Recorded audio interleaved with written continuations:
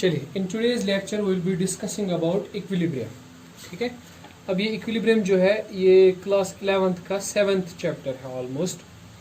सो इसमें हम डिस्कस करेंगे about the various processes and chemical reactions जिनमें इक्विलिब्रियम जो है वो इन्वॉल्व होता है। ठीक है, तो चलिए स्टार्ट करते हैं। मान लीजिए आप कोई केमिकल रिएक्शन कंसिडर कर लीजिए, ए गिविंग बी।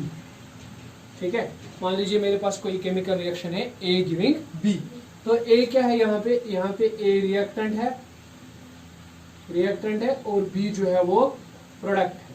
ठीक है, तो आपको पता है with the passage of time, जैसे जैसे टाइम गुजरेगा व्हाट विल हैपन, ए की जो कंसेंट्रेशन है वो कम हो जाएगी और बी की जो कंसेंट्रेशन है वो बढ़ जाएगी। ठीक है कि नहीं?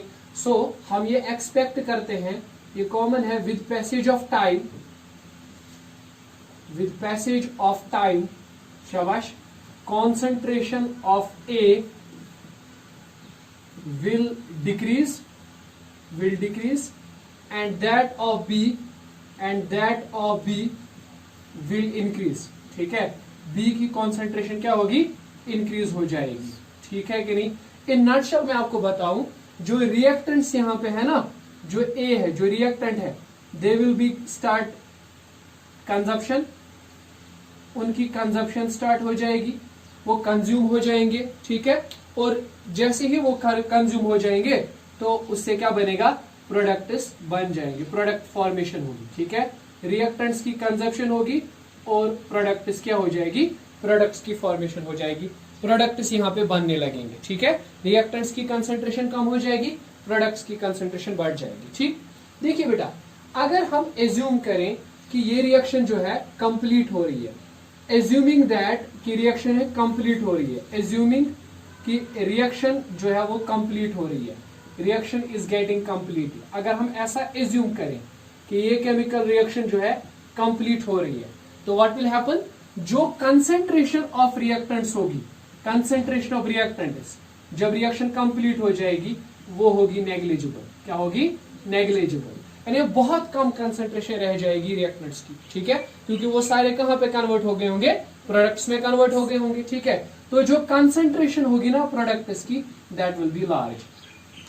शाबाश, concentration of products will be large. ठीक है कि नहीं, है ना? ठीक, तो अगर हम ऐसा एज्यूम करें कि रिएक्शन कंप्लीट हो रही है, तब रिएक्टेंट्स की कंसेंट्रेशन शाबाश 0 हो जाएगी, नेग्लिजिबल हो जाएगी, और प्रोडक्ट्स की जो कंसेंट्रेशन है वो मैक्सिमम हो जाएगी, लार्ज हो जाएगी। ठीक, ऐसा क्यों? क्योंकि रिएक्टेंट्स सारे कंज्यूम होके प्रोडक्ट बनाएंगे। ठीक है कि नहीं, है ना? ठीक, यानी इस तरह से आप नोट कर सकते हो इस वाली रिएक्शन के लिए कि ए की जो कंसेंट्रेशन है दैट विल बी नेग्लिजिबल। ठीक है, concentration of A will tend to 0, वो नेग्लिजिबल हो जाएगी। ठीक है, लेकिन बेटा अगर हम जितनी भी फिजिकल प्रोसेसेस हमारे यहाँ पे होते हैं, केमिकल रिएक्शंस जितनी भी होती हैं, क्या वो रिएक्शंस 100% कंप्लीट होती हैं? तो इस क्वेश्चन का आंसर है नहीं। ठीक है कि नहीं?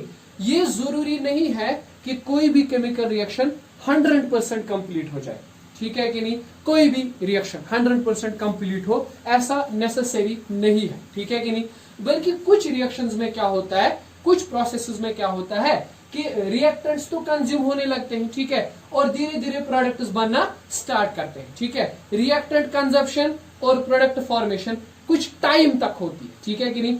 एक स्टेज ऐसा आता है रिएक्शन में जहां पर क्या होता है, जहां पर रिएक्शन में जो रिएक्टेंट्स की प्रॉपर्टीज है, प्रॉपर्टीज जो है रिएक्टेंट्स की, ठीक, प्रेशर, टेम्परेचर, वॉल्यूम या डेंसिटी, इसी तरह से जितनी भी रिएक्शन की प्रॉपर्टीज है, ठीक है कि नहीं, वो प्रॉपर्टीज कांस्टेंट हो जाती है। ठीक है कि नहीं? मतलब मैं कह रहा हूं कि इन सम रिएक्शंस ये देखा गया है, कुछ रिएक्शंस में क्या होता है, प्रॉपर्टीज, कुछ प्रॉपर्टीज होती हैं, प्रॉपर्टीज लाइक टेम्परेचर, शाबाश, प्रेशर, ठीक है, pressure, density etcetera becomes constant. ठीक है बेटा, देख लीजिए, जब भी कोई केमिकल रिएक्शन होती है ना, तो व्हाट हैपन्स, रिएक्टेंट की कंसेंट्रेशन डिक्रीज होती है, प्रोडक्ट की कंसेंट्रेशन बढ़ जाती है। ठीक है कि नहीं? तो कहने का ये मतलब है कि रिएक्शन के अंदर जितनी भी प्रॉपर्टीज है, टेम्परेचर, प्रेशर, वॉल्यूम, कोई ना कोई प्रॉपर्टी या एक साथ बहुत सारी प्रॉपर्टीज चेंज होती रहती है। ठीक है कि नहीं? लेकिन कुछ रिएक्शंस में देखा गया है कि एक स्टेज आता है, उस स्टेज पर प्रेशर, टेम्परेचर इनमें से कोई प्रॉपर्टी या इकट्ठे ये सारी प्रॉपर्टीज कांस्टेंट हो जाती है, ठीक है कि नहीं, मतलब इंक्रीज नहीं होती है इनमें से किसी का वैल्यू, डिक्रीज नहीं होता है इनमें से किसी का वैल्यू, ठीक है कि नहीं। तो हम क्या कहते हैं, तब हम कहते हैं कि इस रिएक्शन में आ गया है, इस प्रोसेस में आ गया है इक्विलिब्रियम स्टेज। कौन से stage? Equilibrium stage. Such a stage is called as, such a stage is called as, उस स्टेज को हम लोग बोलते हैं इक्विलिब्रियम स्टेज, ठीक है। इस एक स्टेज को हम लोग कहते हैं इक्विलिब्रियम स्टेज, ठीक है।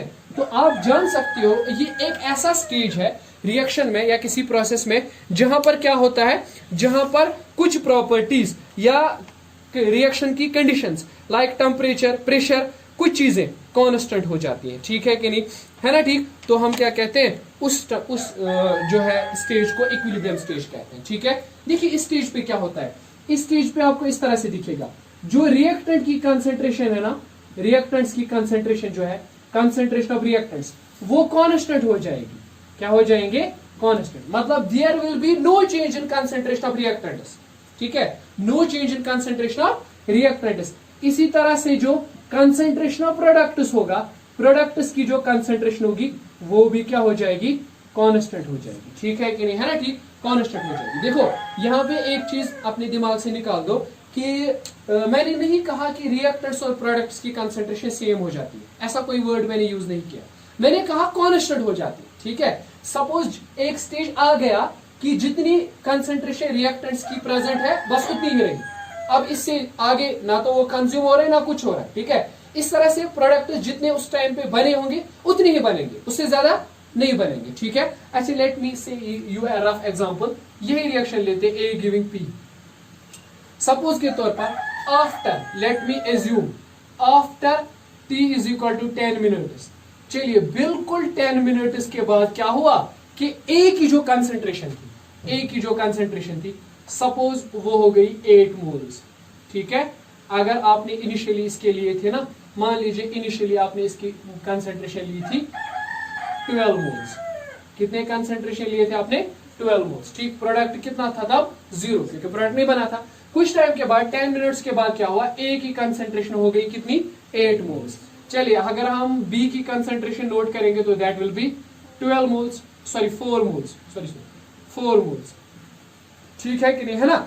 अब 10 मिनट के बाद क्या हो रहा है कि ए की कंसेंट्रेशन 8 मोल्स है और बी की कंसेंट्रेशन 4 मोल्स है। अब ना तो कंसेंट्रेशन बढ़ रही है दोनों में से किसी की, ना ही कंसेंट्रेशन डिक्रीज हो रही है, ठीक। ना तो ए की कंसेंट्रेशन डिक्रीज हो रही है, ना ही बी की कंसेंट्रेशन बढ़ रही है, कोई चेंज नहीं आ रही है कंसेंट्रेशन में। मतलब इस टाइम पे क्या है, delta A change in concentration of A 0, change in concentration of B is 0, ठीक है कि नहीं। दोनों की कंसेंट्रेशन में कोई चेंज नहीं आ रहा है, ना ए की कंसेंट्रेशन में चेंज आ रहा है, ना बी की कंसेंट्रेशन में कोई चेंज आ रहा है। उस टाइम पे आप क्या कहोगे कि इस रिएक्शन ने अब कौन सा स्टेज अटेन किया है? Equilibrium stage. अब इस रिएक्शन के अंदर आ गया है इक्विलिब्रियम स्टेज। समझ आई बात? इस टाइम पे इक्विलिब्रियम स्टेज आ गया, ठीक है। तो मतलब अगर इस टाइम पे आप मिक्सचर चेक करोगे, रिएक्शन मिक्सचर, अगर इस टाइम पे आप रिएक्शन मिक्सचर चेक करोगे तो what will happen? Reaction mixture में क्या होगा, इस टाइम पे जो मिक्सचर आपको ऑब्टेन होगा उसमें रिएक्टेंट्स भी होंगे, ठीक है, और उसमें क्या होंगे? प्रोडक्ट्स भी होंगे, ठीक है कि नहीं, है ना, ठीक। उसमें रिएक्टेंट्स भी होंगे, उसमें प्रोडक्ट्स भी हुए होंगे, ठीक है कि नहीं, दोनों चीजें होंगी। कंसेंट्रेशन होगी रिएक्टेंट्स की भी उसमें और उसमें कंसेंट्रेशन होगी प्रोडक्ट्स की भी, ठीक है। तब हम इस रिएक्शन को ऐसे लिखते हैं, ए और ये डबल एरो दिखाते हैं इस साइड पे, इक्वल लेंथ के डबल एरोस पी, ठीक है कि नहीं। तो ये जो डबल एरो है ना, ये डिनोट करता है किस चीज को? इक्विलिब्रियम स्टेज को। It denotes the equilibrium stage, ठीक है यार। किस स्टेज को डिनोट करता है? इक्विलिब्रियम स्टेज को, ठीक है। आप इस जगह पे चेक करो इस एग्जांपल में कि ए की कंसेंट्रेशन और बी की कंसेंट्रेशन बराबर नहीं हुई, नहीं ना, ए की कंसेंट्रेशन बी की कंसेंट्रेशन बराबर, लेकिन कांस्टेंट हो गई, ठीक है। मतलब अब कितना भी टाइम गुजर जाए ए की कंसेंट्रेशन इंक्रीज नहीं होगी, बी की कंसेंट्रेशन इंक्रीज मतलब चेंज नहीं होगी, ना ए की कंसेंट्रेशन ना बी की कंसेंट्रेशन, कोई चीज चेंज नहीं होगी इसमें कंसेंट्रेशन में, ठीक। तो आप क्या कहते हैं, इस टाइम पे आप कहोगे कि रिएक्शन के अंदर आ गया है इक्विलिब्रियम स्टेज। क्या आ गया है? इक्विलिब्रियम स्टेज, ठीक है कि नहीं। तो आप क्या कहेंगे? आप कहेंगे इक्विलिब्रियम स्टेज एक ऐसे स्टेज को कहा जाता है जहां पर ठीक, सिस्टम के अंदर जो प्रॉपर्टीज होती हैं लाइक प्रेशर, टेम्परेचर, वॉल्यूम भी कभी कभी, कंसंट्रेशन, ये चीजें कांस्टेंट हो जाती हैं, ठीक है कि नहीं। तो उस टाइम पे हम क्या कहते हैं, रिएक्शन के अंदर आ गया इक्विलिब्रियम स्टेज, ठीक है कि नहीं। तो इक्विलिब्रियम रिप्रेजेंट्स, तो हम इस तरह से नोट कर सकते हैं कि equilibrium represents the state of reaction at which properties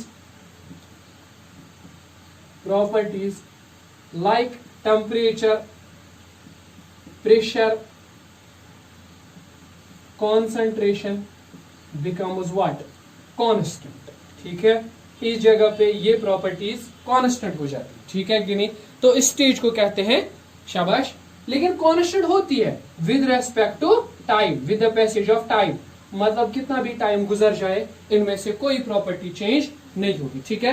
तो उस टाइम हम कहते हैं कि रिएक्शन के अंदर आ गया है, शाबाश, इक्विलिब्रियम स्टेज, ठीक है कि नहीं।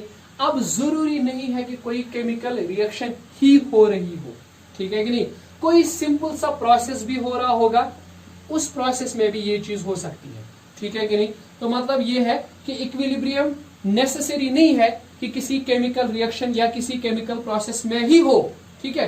कोई भी प्रोसेस, वो फिजिकल प्रोसेस भी हो सकता है, उसमें भी इक्विलिब्रियम स्टेज आ सकता है, ठीक है कि नहीं, है ना, ठीक। तो चलिए अभी आगे बढ़ते हैं इसमें। तो कुछ और चीजें हैं जिनको हम देखेंगे, तो ये देख लीजिए बेटा। अच्छा, कोई भी केमिकल रिएक्शन जब होती है ना, कोई भी रिएक्शन, कोई भी प्रोसेस, तो 3 पॉसिबिलिटीज हैं वहां पे। There are 3 possibilities. First possibility is that के रिएक्टेंट्स की कंसेंट्रेशन नेग्लिजिबल हो जाए, ठीक है। मान लीजिए कोई रिएक्शन इस तरह से हो रही है, ए गिविंग बी, पी, ठीक है कि नहीं, इस तरह से concentration of reactants at some stage becomes negligible, at some stage becomes negligible, ठीक है। हो सकता है ये रिएक्शन इस तरह से आगे बढ़े कि जो ए की कंसेंट्रेशन है, रिएक्टेंट्स की कंसेंट्रेशन है, वो नेग्लिजिबल हो जाए, ठीक है कि नहीं। तब हम क्या कहेंगे, भाई ऐसी रिएक्शन तो कमाल है, कंप्लीट हो रही है, ठीक है कि नहीं, कंप्लीट हो रही है। This reaction, that is reaction get is completed, reaction जो है वो कंप्लीट हो रही है, ठीक है कि नहीं। तो इस रिएक्शन में इक्विलिब्रियम का कोई चांस ही नहीं है, ठीक है कि नहीं, क्योंकि रिएक्टेंट तो सारा खत्म हो गया ना, अब उसका क्या बन गया, अब उसका प्रोडक्ट बन गया, ठीक है कि नहीं। अब रिएक्टेंट कुछ नहीं बचा, अब सारा का सारा वो कन्वर्ट हो गया किस चीज में, प्रोडक्ट में, ठीक है कि नहीं, है ना। दूसरी जो है ना पॉसिबिलिटी, वो ये कि reactants react and product formed is या rather we say the amount of product formed is very small, ठीक है, then equilibrium is attained, ठीक है। देख लीजिए बेटा, ऐसे केस में क्या होता है, ऐसे केस में होता यह है कि रिएक्टेंट्स आपस में रिएक्ट कर लेते हैं, ठीक है। सपोज कोई रिएक्शन है A plus B giving out to B P, ठीक है। तो A और B आपस में रिएक्ट करेंगे, लेकिन इनके रिएक्शन से प्रोडक्ट बनेगा, बट वो स्मॉल क्वांटिटी में बनेगा, ज्यादा प्रोडक्ट नहीं बनेगा, ठीक है। मतलब जो प्रोडक्ट यहाँ पे बनेगा P, उसकी कंसेंट्रेशन होगी स्मॉल, ठीक है। वाइल एज A और B, उनकी कंसेंट्रेशन रहेगी लार्ज, ठीक है कि नहीं। मतलब ए और बी ज्यादा रिएक्ट नहीं करेंगे, ठीक है कि नहीं, यानी ये दोनों जो है ना, ए और बी, आप कह सकते हो ए और बी जो है दोनों के दोनों रिएक्टेंट्स वो अनरिएक्टिव है। क्या है, unreactive, they are not reacting with each other completely, बल्कि थोड़ा बहुत रिएक्ट कर लेते हैं, थोड़ा सा प्रोडक्ट बनता है, ठीक है। और उसी टाइम पे क्या होता है, इक्विलिब्रियम स्टेज आ जाता है, ठीक है कि नहीं। अब जब इक्विलिब्रियम स्टेज आ गया तो what will happen, the product, the concentration of both products as well as reactants will become constant, ठीक है कि नहीं, है ना, ठीक। अच्छा, there is some other possibility, third possibility भी हमारे पास है। And what is the third possibility, ठीक। थर्ड पॉसिबिलिटी ये है कि रिएक्शन इस तरह से प्रोसीड करे कि ऑलमोस्ट जितनी रिएक्टेंट्स का अमाउंट बने, जितनी कंसेंट्रेशन रिएक्टेंट्स की हो, लगभग उतनी कंसेंट्रेशन प्रोडक्ट्स की भी हो। ठीक है कि नहीं? मतलब मैं ऐसे कह रहा हूं कि रिएक्टेंट्स जो होते हैं ना, reactants react to form products at equilibrium आ जाता है रिएक्शन में इन सच ए वे, इस तरह से कि कंसेंट्रेशन जो होती है ना रिएक्टेंट्स की, that is almost comparable to the concentration of products. ठीक है कि नहीं? रिएक्टेंट्स की कंसेंट्रेशन ऑलमोस्ट प्रोडक्ट्स की कंसेंट्रेशन के इक्वल हो जाती है। ठीक है कि नहीं? है ना? ठीक, ऐसा भी हो सकता है। ठीक है, तो देखिए बेटा, इन 3 पॉसिबिलिटीज में से आपको सीधा समझ आ रहा है कि पहली जो रिएक्शन है कंप्लीट हो रही है, तो इक्विलिब्रियम एस्टेब्लिश होने का कोई चांस ही नहीं बनता है, रिएक्शन कंप्लीट, बात खत्म। ठीक है, दूसरे में देख लो, रिएक्शन में क्या हो रहा है, रिएक्टेंट तो बन रहा है, रिएक्टेंट रिएक्ट कर रहा है, प्रोडक्ट बन रहे हैं, लेकिन प्रोडक्ट्स बहुत कम बन रहे हैं। ठीक है, मतलब रिएक्टेंट्स आर क्वाइट अनरिएक्ट। ठीक है, तीसरे में क्या हो रहा है, और उसी टाइम पे इक्विलिब्रियम आ जाता है। तीसरे में क्या हो जाता है, रिएक्टेंट्स रिएक्ट करते हैं और प्रोडक्ट और रिएक्टेंट्स की जो कंसेंट्रेशन होती है ऑलमोस्ट क्या होती है, शाबाश, ऑलमोस्ट वो होती है कंपेरेबल, लगभग एक दूसरे की कंसेंट्रेशन के बराबर ही होती है। ठीक है, अच्छा, तो और भी चीजें हैं, ध्यान रखिएगा। देखिए, अभी मैंने आपको कहा कि किसी भी रिएक्शन में इक्विलिब्रियम हो सकता है। ठीक है, चाहे कोई केमिकल प्रोसेस हो, उसमें भी इक्विलिब्रियम आ सकता है, चाहे कोई फिजिकल प्रोसेस हो, उसमें भी इक्विलिब्रियम आ सकता है। ठीक है कि नहीं? अब अगर कोई इक्विलिब्रियम आ रहा है किसी फिजिकल प्रोसेस में, तो ऐसे इक्विलिब्रियम को फिजिकल इक्विलिब्रियम कहा जाता है। ठीक है कि नहीं? और अगर इक्विलिब्रियम आ रहा है किसी एक ऐसी प्रोसेस में जो कि केमिकल प्रोसेस है, ठीक है, तो उसको कहते हैं केमिकल इक्विलिब्रियम। ठीक है कि नहीं? है ना? ठीक, देखिए मैं इस तरह से कह रहा हूं, if a process where equilibrium is attained, where this equilibrium is attained, if a process where equilibrium is attained involves physical changes, अगर एक ऐसा प्रोसेस है जिसमें फिजिकल चेंज हो रही है, ठीक है, then equilibrium is termed as क्या, फिजिकल इक्विलिब्रियम। ऐसे इक्विलिब्रियम को क्या बोलते हैं, फिजिकल इक्विलिब्रियम। ठीक है बेटा, देखिए आई होप कि आपको पता होगा फिजिकल चेंज क्या होती है, चेंजेस विच आर रिवर्सिबल, जो अक्सर रिवर्सिबल चेंजेस होती है ना, उनको हम फिजिकल चेंजेस कहते हैं। ठीक है कि नहीं? अब इस तरह का इक्विलिब्रियम कहां पे आ सकता है, हो सकता है सॉलिड और लिक्विड के बीच में इस तरह का इक्विलिब्रियम एस्टेब्लिश हो जाए, सॉलिड और लिक्विड के बीच में। मैं समझा रहा हूं, जैसे कि आप आइस को वाटर में डालोगे, तो हो सकता है आइस और वाटर के बीच में इक्विलिब्रियम आ जाए 0 डिग्री एटमॉस्फेरिक प्रेशर पर। ठीक है कि नहीं? आगे पढ़ेंगे डिटेल में।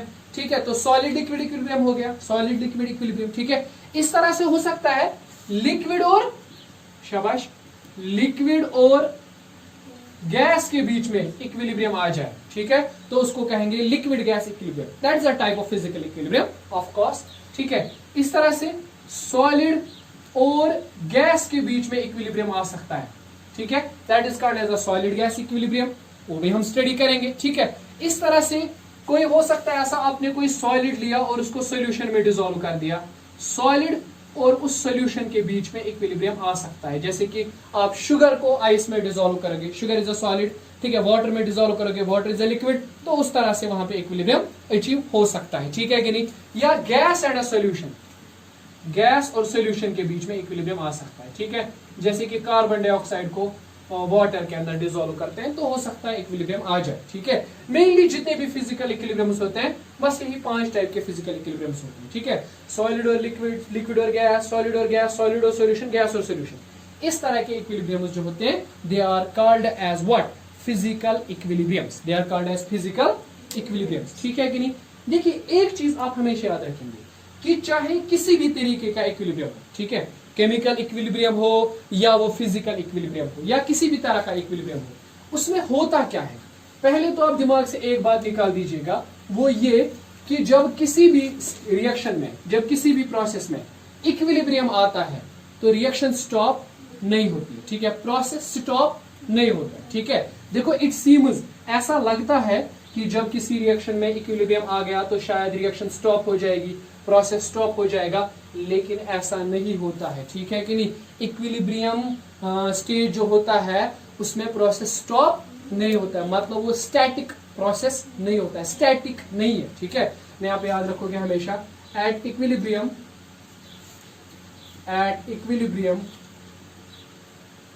द रिएक्शन, या जिसको हम कहते हैं प्रोसेस,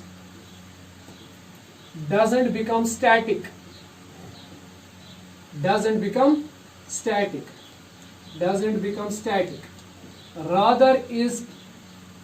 rather is dynamic। वो प्रोसेस क्या होता है बेटा, डायनामिक होता है। डायनामिक होने का मतलब क्या है, वो कंटिन्यूअसली चलता है, ठीक है, वो रुकता नहीं है, वो प्रोसेस वो कंटिन्यूअसली चल रहा होता है, प्रोसीड कर रहा होता है, ठीक है। आप बोलोगे फिर कंसंट्रेशन कैसे कांस्टेंट होती है, ठीक है कि नहीं।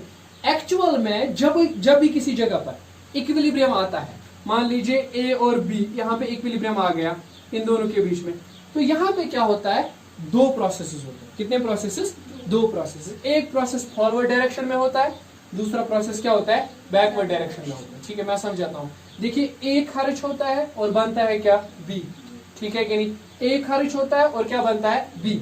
जैसे कि इस तरह से ए बी को बनाता है, तो मतलब यहाँ पे क्या हो रही है, यहाँ पे हो रही है कंजप्शन ऑफ ए, ठीक है कि नहीं। अच्छा, इक्विलिब्रियम स्टेज पे उल्टा भी होता है, कुछ बी का अमाउंट वापस से कन्वर्ट हो जाता है किसमें, ए के अमाउंट में, ठीक है। तो ये दूसरा प्रोसीजर भी होता है, बी ए, मतलब क्या होता है, आप कहोगे यहाँ पे होता है consumption of A, sorry B, या हम लिखेंगे, let me write formation of A, है ना, प्रोडक्शन ऑफ ए लिख सकते हैं, ठीक है। पहले वाले प्रोसीजर में क्या होता है, ए जो है वो खारिज हो रहा है, दूसरे में क्या हो रहा है, बी बन रहा है, वापस ए बन रहा है, ठीक है कि नहीं, है ना। तो इक्विलिब्रियम स्टेज पे क्या होता है, the rate at which A is consumed is equal to rate at which B A is produced. समझ आ रही है बात, ठीक। अगर सपोज 2 मोल्स ए के खर्च हो रहे हैं पर सेकंड, वही 2 मोल्स वापस बन रहे हैं ए के पर सेकंड, ठीक है कि नहीं। और रिजल्ट क्या निकलता है, ए की कंसंट्रेशन कांस्टेंट, राइट, ठीक है कि नहीं। मतलब मैं यहाँ पे बोल रहा हूं कि ये दोनों जो है ना, इसको लिखते हैं rate of consumption for A, इसको लिखते हैं rate of formation for A, RFA, ठीक है। तो यहाँ पे क्या होता है, rate of consumption of A is equal to rate of formation of A, right, is that clear, ठीक है। इसी रिएक्शन को दूसरे एंगल से भी देखा जा सकता है।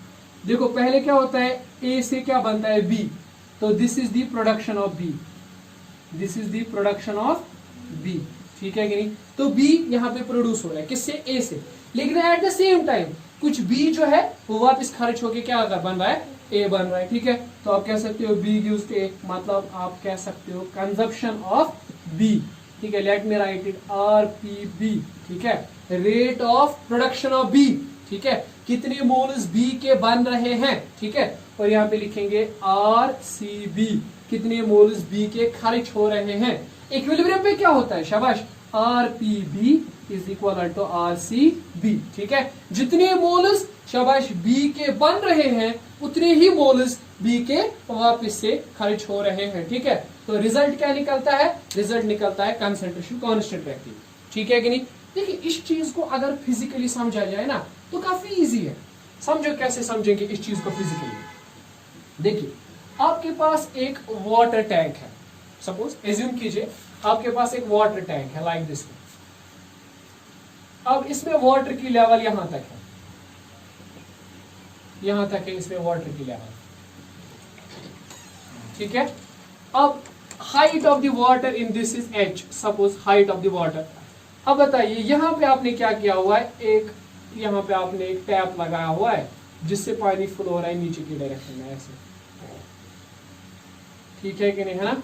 इस तरह से आपने यहां से भी इसमें एक टैप लगाया हुआ है जिससे पानी फ्लो हो रहा है नीचे की तरफ, ठीक है कि नहीं।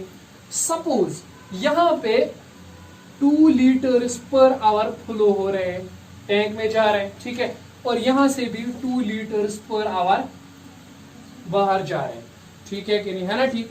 तो यहां पे आप क्या कहोगे, what is the rate of incoming water, what is the rate at which water is entering the tank, incoming water you will say, sir, that is 2 liter per hour, right?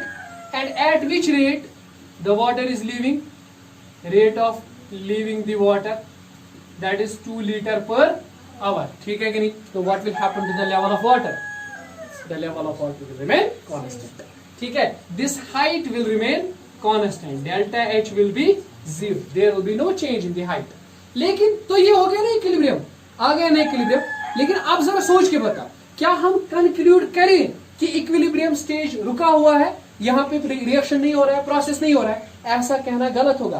Process तो हो रहा है, बल्कि दो हो रहे हैं, एक नहीं दो प्रोसेस हो रहे हैं. ठीक है? There are 2 processes, 2 rather I say opposing processes.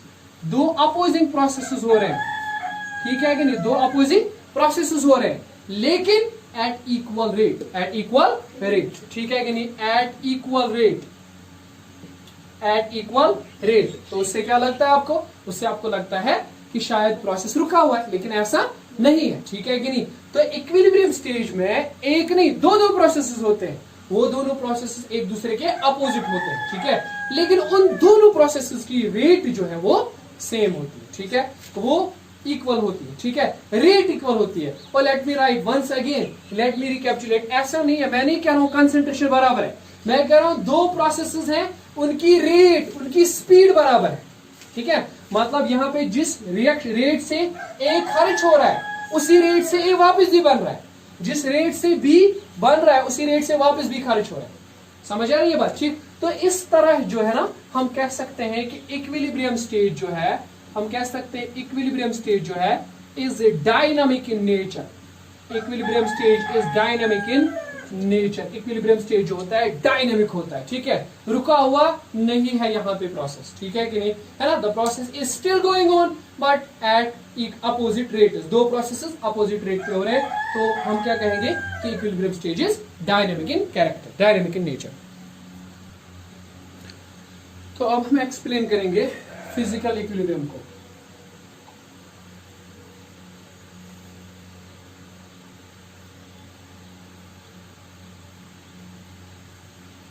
चलिए, फिजिकल इक्विलिब्रियम. अब फिजिकल इक्विलिब्रियम में हम कुछ एग्जांपल्स लेते हैं. अभी मैंने कहा, मैं रिपीट कर देता हूं. इफ द अपोजिंग फोर्सेस यानी अपोजिंग प्रोसेसेस, जिनको मैंने कहा processes involve only physical changes. अगर इस तरह से प्रोसेसेस हो रहा है कि वहां पे खाली कौन सी चेंजेस हो रही है? Physical changes. If the opposing processes involve only physical changes, then equilibrium is physical. तब हम इस equilibrium को क्या कहेंगे? Then equilibrium is called as physical equilibrium. मतलब अगर कोई एक ऐसा equilibrium है जिसमें खाली physical processes involve होते हैं, physical changes होती हैं, तो उस process को equilibrium कहा जाता है, physical equilibrium कहा जाता है. ठीक है? तो ले लेते हैं एग्जाम्पल, एक ले लेते हैं जिसको हम कहते हैं solid liquid equilibrium. Solid liquid equilibrium. देखिए, इस इक्विलिब्रियम की एग्जांपल है आइस एंड वाटर. ठीक है कि नहीं? What you have to do? Take a thermos flask. ठीक है? एक थर्मोस फ्लास्क ले लीजिए. ठीक है? उस थर्मोस फ्लास्क में क्या है? इंसुलेटेड है. इंसुलेटेड मतलब समझते हो ना कि हीट वगैरह एंटर नहीं करेगी. इसमें जो वॉल्स हैं they are purely adiabatic. Close wall जो है एडियाबैटिक वॉल्स हैं, हीट एंटर नहीं हो पाएगी इसमें इस तरह से. ठीक? इसमें जो हीट वगैरह है that is not allowed to enter. मतलब delta Q across the walls is 0. There is no heat change. Heat वगैरह चेंज नहीं, एक्सचेंज नहीं. ठीक है? और इसका जो कैप है वो भी बंद कर दीजिए, ताकि जो प्रेशर है वो एटमॉस्फेरिक प्रेशर बना रहे. प्रेशर में भी कोई चेंज ना आए. ठीक है? Atmospheric pressure. ठीक? 1.105 × 10⁵ न्यूटन पर मीटर स्क्वायर. वही प्रेशर मेंटेन रहे, कोई जो एक्स्ट्रा प्रेशर ना आए. ठीक? उसके बाद क्या कीजिए, इसमें वाटर रख दीजिए आप. Water, you put a water inside it and then कुछ आइस क्यूब्स.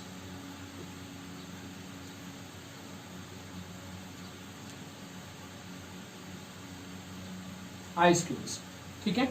समझिएगा, अगर आप इसमें हीट सप्लाई करते तो what will happen, ice cubes will melt, ठीक है, सारे के सारे आइस क्यूब्स मेल्ट होके वाटर बन जाएगा, ठीक है। लेकिन आप हीट सप्लाई नहीं कर रहे, प्रेशर भी अप्लाई नहीं कर रहे, तो what will happen, but still the ice cubes will melt, ठीक है। इसमें क्या होगा, आप कहेंगे सर इसमें होगी सबसे पहले melting of ice, melting of ice, ठीक है कि नहीं, आइस मेल्ट हो जाएगी।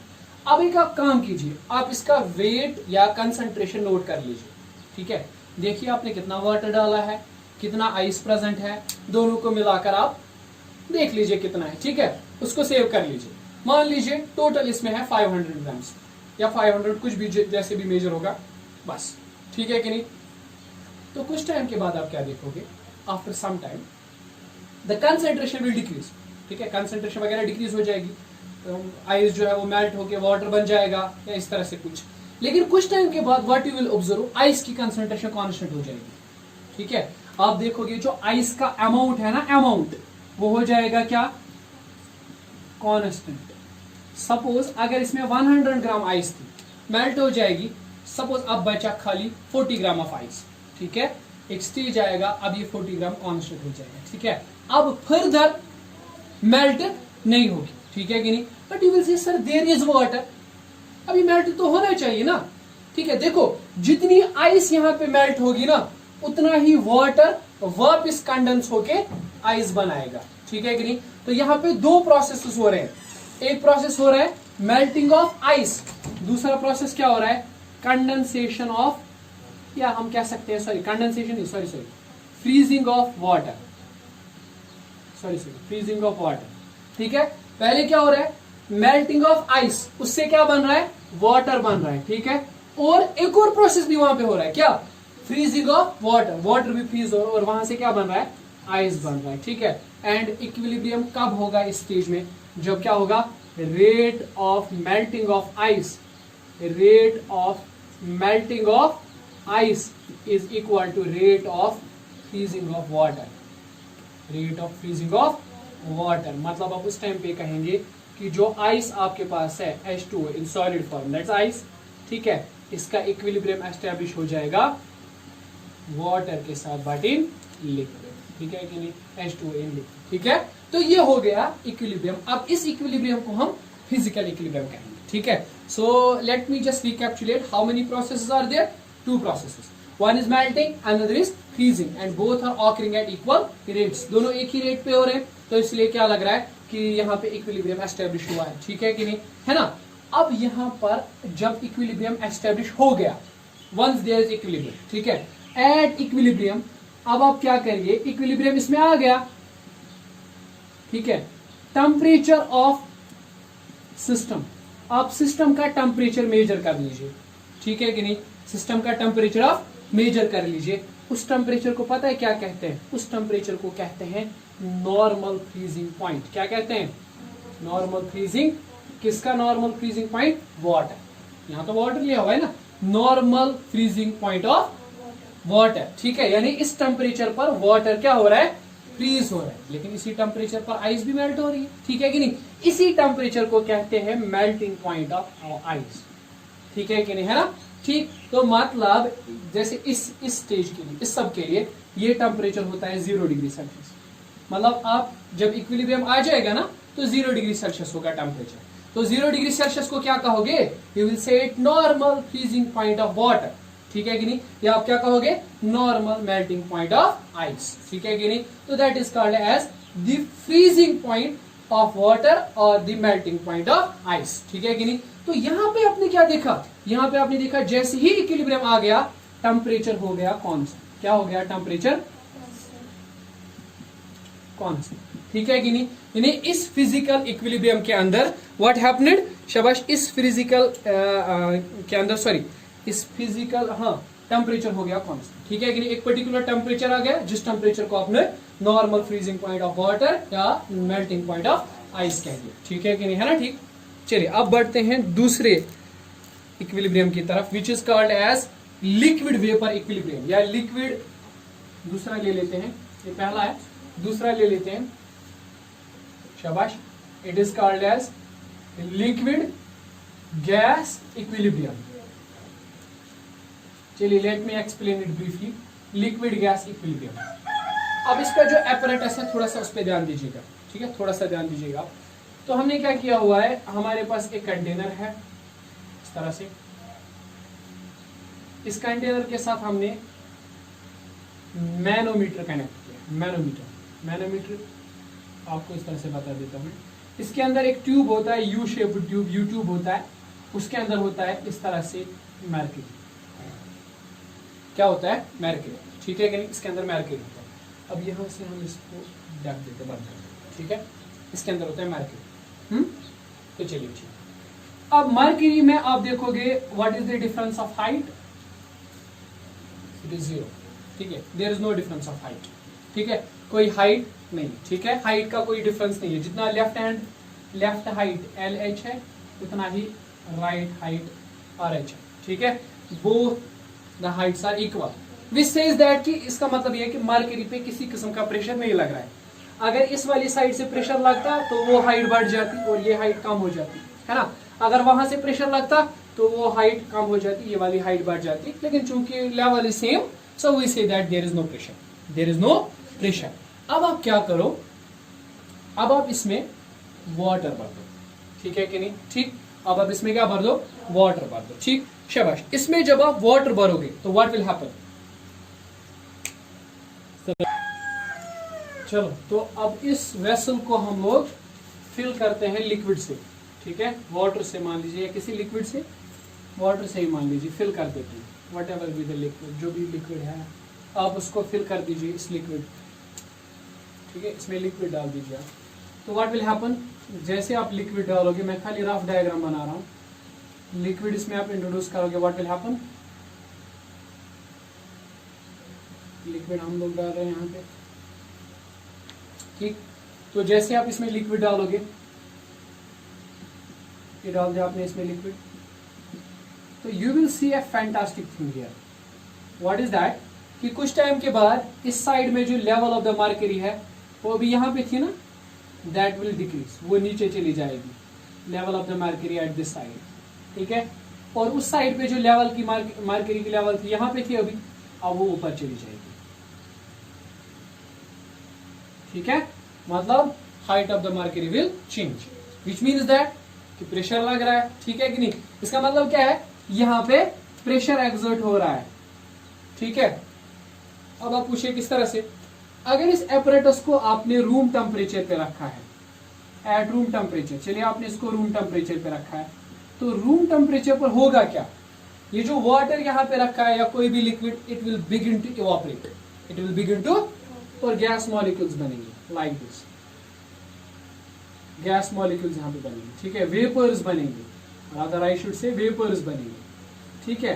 And what those vapours will do, वो वेपर्स चले जाएंगे कहाँ पे, चलिए दिस इज द लेवल, और वो वेपर्स कहाँ चले जाएंगे, those vapours will go into this mercury manometer tube, और वो यहाँ पे क्या करेंगे, एक्सर्ट प्रेशर करेंगे, ठीक है। उस वजह से क्या होगा, लेवल विल इंक्रीजेस। तो यहाँ पे याद रखिएगा कि प्रेशर जो ये एक्सर्ट करेंगे ना, प्रेशर एक्सर्टेड बाय वेपर्स, ठीक है, इसको कहते हैं वेपर प्रेशर। क्या कहते हैं, वेपर प्रेशर, रफली we can say it is a vapour pressure, ठीक है। अब यहाँ पे जो प्रेशर ये एक्सर्ट करें, that's called as vapour pressure.